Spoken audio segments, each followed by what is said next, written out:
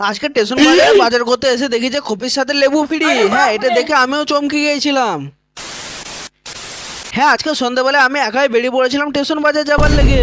হ্যাঁ, আমার সাথে সুমন আর সোহেল যায় না, ওরা একটু ওপরে গিয়েছে। হ্যাঁ, ওপরে মানে ঘরের ছাদের ওপরে আছে। হ্যাঁ, তোমরা কি কি সব ভাবো। দিয়ে তারপর দুটো চারটে মেয়ে দেখতে দেখতে আমিও সোজা স্টেশনের এইখানে চলে এলাম। তার আগে তো মা আমাকে কি নিতে বলেছিল সেটা তো আমি ভুলেই গিয়েছিলাম।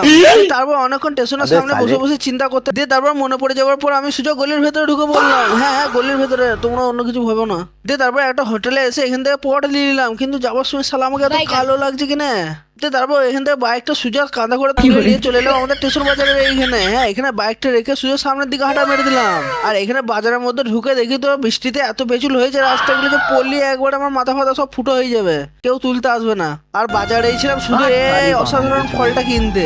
হ্যাঁ, এই অসাধারণ ফলটার কি নাম একটু কমেন্টে বলে যাও। দিয়ে তারপর এখান থেকে অসাধারণ ফলটা কিনে বাইরের দিকে বেরোবার পর দেখছি যে একটা কাকা ফ্রিতে লেবু বিক্রি করছে।